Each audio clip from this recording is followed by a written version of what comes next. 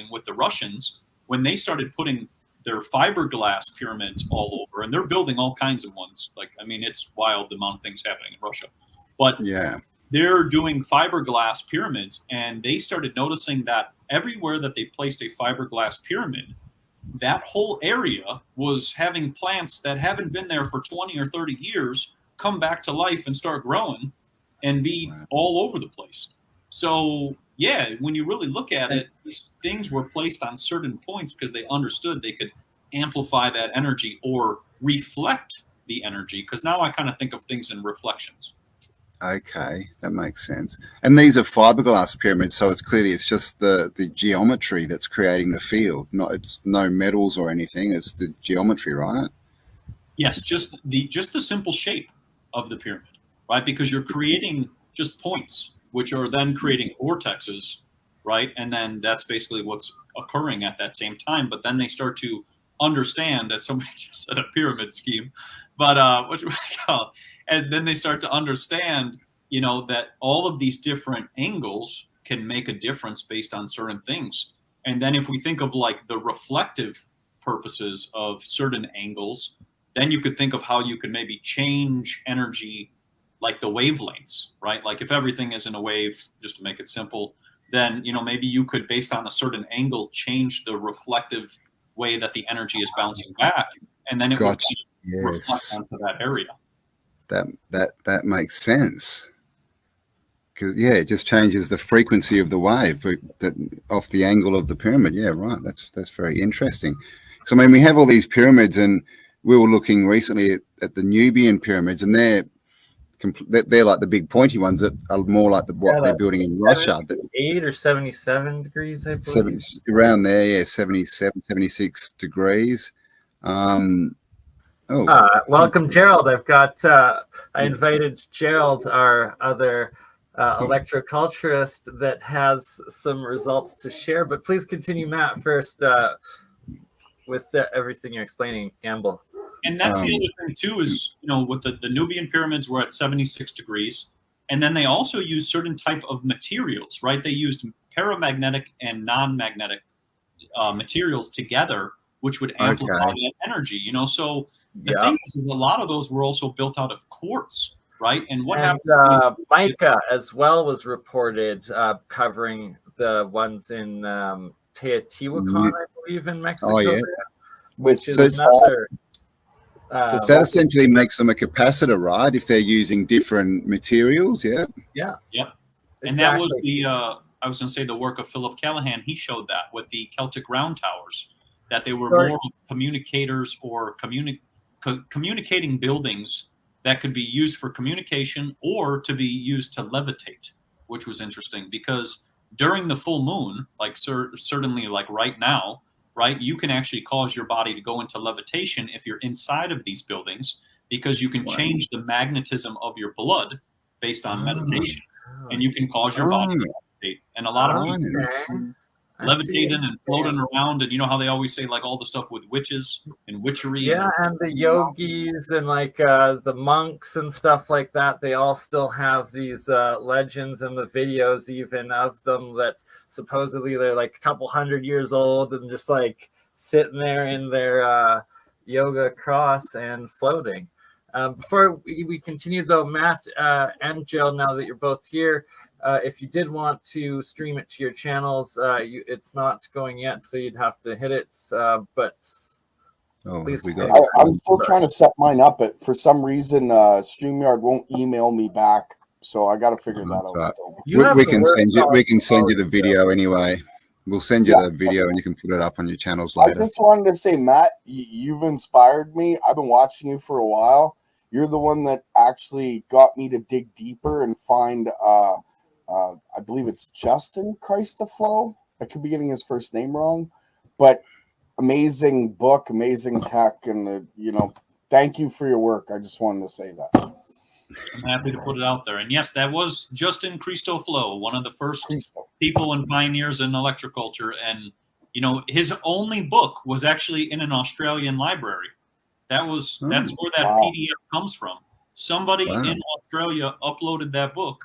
And that's where it actually all kind of kept going because if that PDF was never released onto the internet, then I mean, most of Nobody- us wouldn't even know about any of the work of his work or any of the things in which he was doing, because his book, I think they just burned it and suppressed it so that nobody could figure it out, because they needed to push DuPont, and all the chemical companies and all of those people at that time. But I'm happy you're taking the initiative to learn about it and try it and just see that everything's energy. That's what it is. Mm.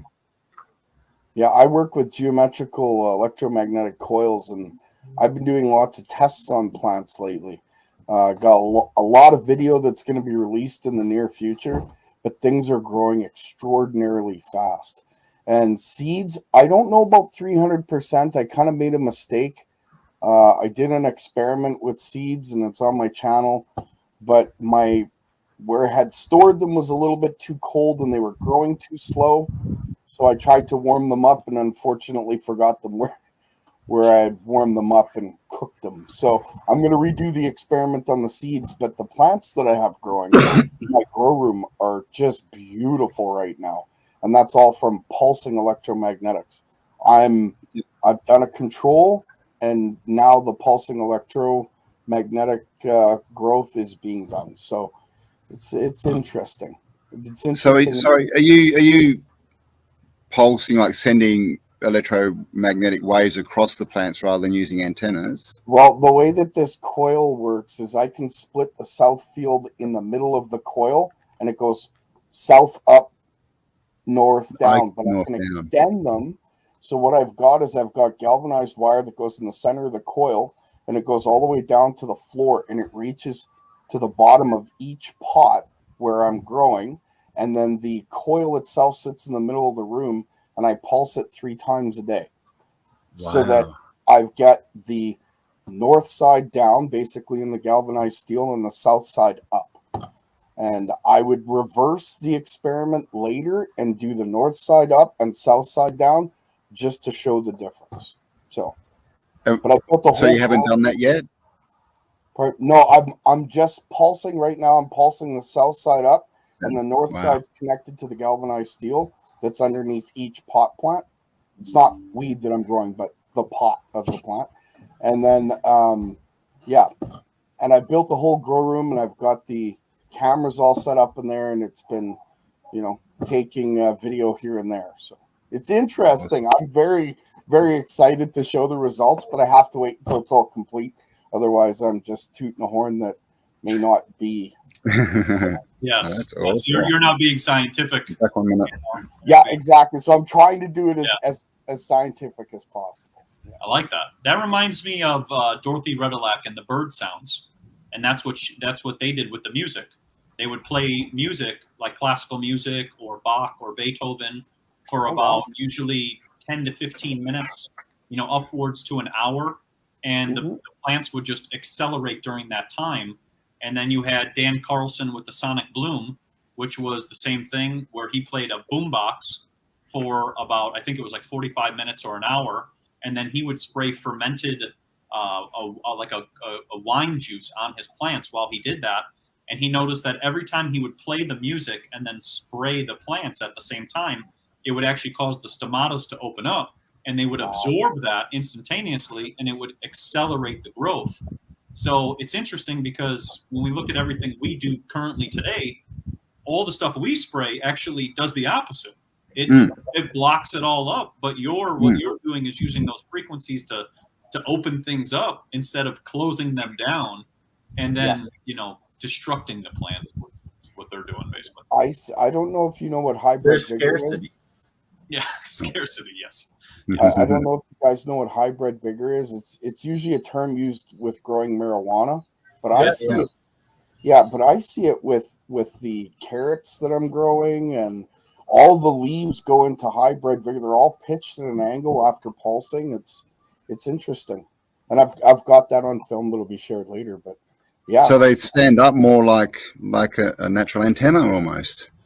Almost. Think of the leaves. Normally they'll sit like at a level pace or slightly drooped, right? But after pulsing, all the leaves sort of pitch upwards. And when you're looking at a marijuana plant, that's called hybrid vigor. It's basically reaching for your light. It's reaching for the energy that's above it. So I believe that's the same sort of mechanism. Maybe not the right term though. I like that. Reminds me of all the towers that they're putting all over the place, and how those impact the same thing. Like you said, they're destroying the cells, the cellular health or the hydration of the plant, and then it's causing it to droop and then also fall apart. You know, so it reminds me exactly of that. And then you're now boosting that back, sending it back, right? And then now that plant is just going up, and it's showing its presence, right? It almost has like pride. That plant has pride. Yeah. Like it's showing it's it's here versus these plants that are just kind of drooping and kind of falling apart over time. Yeah, it's almost it's just like us, right? It's just like humans. You can see a happy, healthy human, who's confident. They'll look a lot different to someone who's like, "Oh my God, the world hates me." It's pretty much. We can all go through those moments of the world hating me, but it's a moment.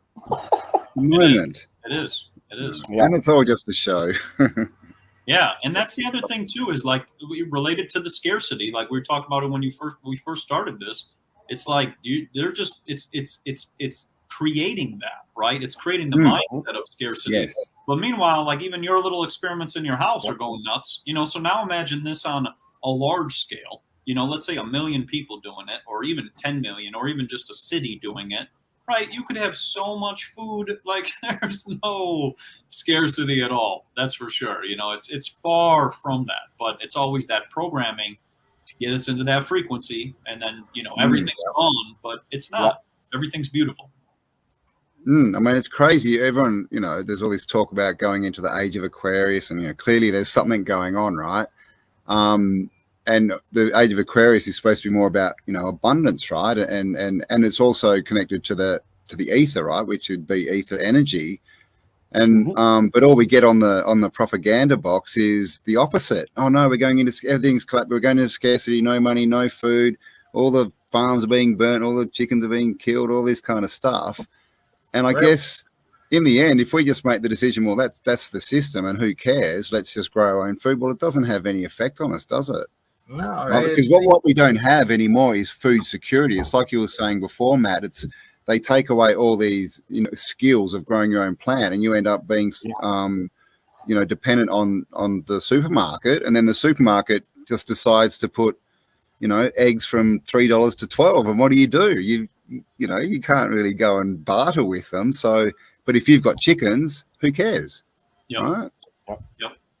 And that was what led me a lot into Electro-Culture, was learning about all the Victor Schauberger's work, and how the government at that time in the 1940s petitioned against all of his work related to copper, brass, and bronze, and did different scares on the media, on the newspaper, and on the radio, saying that if you use copper tools, you'll grow too much food and not make enough money. I don't get I've heard you say that. How did they get that? You'll grow too much, and that means you won't make money. How does that even work? I think I was going to say I think it was just the publication, the way it was written, and then maybe people thought, oh well, maybe the prices will get changed. Okay, so there'll be like too much food, and so you won't get as much for it, and all this kind of stuff, and. Yeah, more people were farmers back then, and that it's with this electro-culture technology, the structured water, all of these different lost ancient alchemical practices, technologies, that we could essentially be extending our lives a lot more, and that it's bringing back to our own control, and that society had been structured and manipulated to give up all the control, give up all of our self-sufficiencies and our free will to rely on that machine. And now it's whether you want to go with the Great Reset or if you want to go with the Great Awakening. And with the Great Awakening, you take your control back, you lead by example, and you start to get this abundance back. The artificial scarcity just suddenly disappears. And if you couple all that with worm castings and natural fertilizers, and you're able to do it on kind of like this summer, I'm trying for a 1 acre scale of pulsing electromagnetics.